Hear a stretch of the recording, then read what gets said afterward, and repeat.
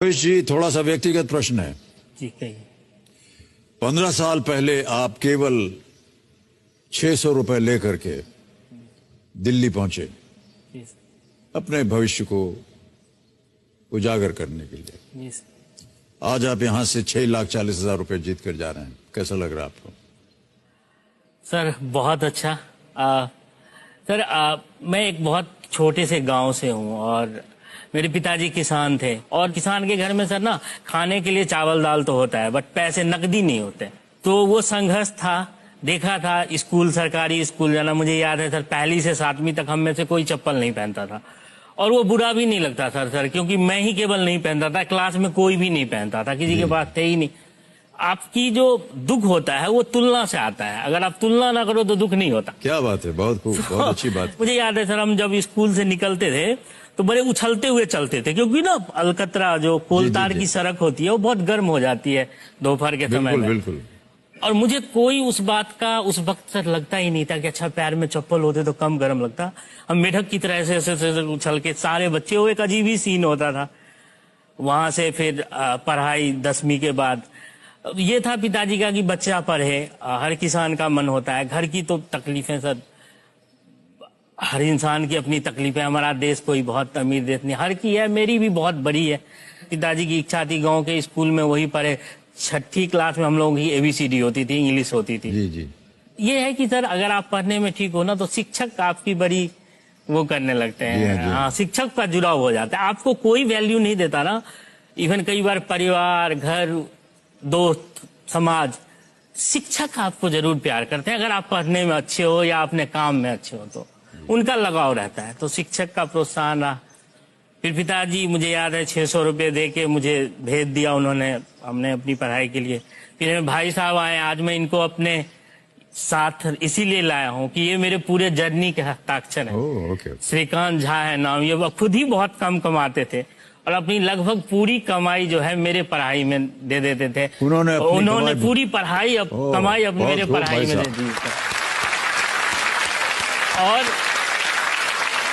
क्यों लगा भाई साहब आपको कि आपको अपनी कमाई से अपने भाई को और आगे बढ़ाना चाहिए? सर मुझे लगता है कि गरीबी एक ऐसा टीचर है जो हमेशा कुछ न कुछ अच्छा करने के लिए प्रोत्साहित करते रहता है इंसान को। क्या बात है। और सही समय पे सही मार्गदर्शन मिल जाए तो इंसान सब कुछ हासिल कर सकता है जो उसकी दिली इच्छा है। कितनी सुंदर बात कही सर आपने। गरीबी सबसे बेहतर शिक्षक होता है, वो प्रोत्साहित करता है कि हम और आगे बढ़ें। वाह, क्या बात है, बहुत खूब। उसके बाद फिर जब आप अपने काम में लग गए तो फिर आप अमेरिका भी गए, जो आपकी एक मन में एक भावना थी, एक आशा थी कि कभी हम अमेरिका जाएं, और वहां का माहौल आपको बिल्कुल अलग लगा। क्या अलग था वहां पर? एक ये था कि हम 6ठी में ABCD पढ़े थे, तो हमारे लिए अमेरिकन कल्चर, इंग्लिश ही अपने आप में एक नई चीज है, क्योंकि आप आपके अंग्रेजी स्कूल से नहीं हो, आप एक सरकारी स्कूल से हो और हमारी प्रोनाउंसिएशन डिफरेंट होती है सर। अभी भी कई बार प्रॉब्लम आती है, अब तो दिन रात उन्हीं के साथ काम करना पड़ता है, बट हमारी प्रोनाउंसिएशन अलग है और उनकी अलग है। लेकिन सर जो भी प्रोनाउंसिएशन है बहुत मीठी है। तो वो एक था, पिताजी को भी लगता था जब कभी सुनते थे आस पड़ोस में कि कोई विदेश गया है तो मेरा बेटा भी विदेश जाता।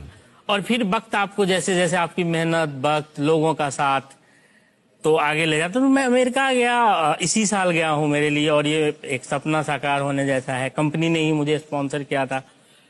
तो एक अलग है सर, कई चीजों में अलग है।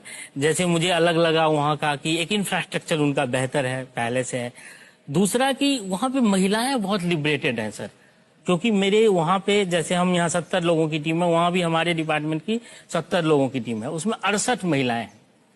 68 हाँ। और सर केवल 2 पुरुष और उनकी एज सर 70-75, काफी दिनों से, वो 50 साल से इस हेल्थ केयर फील्ड में है। हम लोग तो अभी 10 साल से आए हैं, 15 साल से।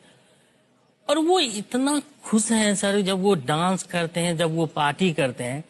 हमारे यहाँ तो महिलाओं को पहले ही महत्वहीन कर दो, और गलती से उनकी एज अगर 50 हो गई तो उनको तो बाहर खटिया पे बिठा के राम राम करवाना है, हमें और कुछ करवाना ही नहीं है। मैं सर आपके माध्यम से कहना चाहता हूँ, अगर आप 40 साल 50 साल के हैं तो अभी तो आपने जीना शुरू किया है, महिलाओं के लिए कहना चाहता हूँ, जी, जी। पूरी लाइफ जिए। मैं देख के आया हूँ वो लोग कैसे जी रहे हैं। प्लीज अपनी पूरी लाइफ अच्छे से जिए, जो मन है वो वाह, वाह, कीजिए और क्या जरूर बात है। कीजिए।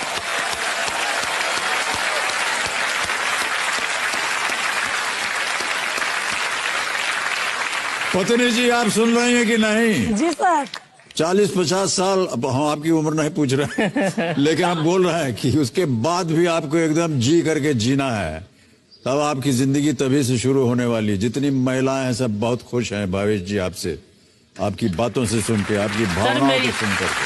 सर मेरी 2 बेटियां हैं और मैं लिखता हूँ, तो मैंने उन 2 बेटियों के लिए कुछ लाइन लिखी है और जो इस चीज से कनेक्ट हो रही है। जी, जी। अगर आप सर अनुमति जी, जी, दे तो बिल्कुल, 2 बिल्कुल, लाइन। कहिए। हाँ। बेटी तुम बड़ी मत होना, वाह। बेटी तुम बड़ी मत होना, कुछ सवाल उठाए जाएंगे, कुछ परंपराएं दिखाई जाएंगी, तुम्हारी खुशी के बदले तुम देवी बना दी जाएगी, इनकी झूठी दिलासों में अपनी हंसी मत खोना, बेटी तुम बड़ी मत होना। क्या बात है, वाह वाह, क्या बात। समाज के ठेकेदार के ठेकेदार हर चीज का ठेका लेते हैं, औरत के धर्म का ठेका लेते हैं, औरत के शर्म का ठेका लेते हैं। इनकी बाहियात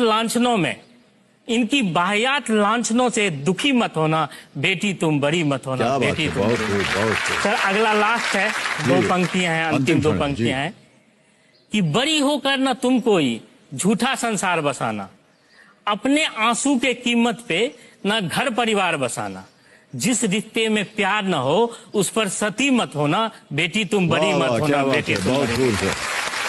बहुत बहुत बधाई आपको।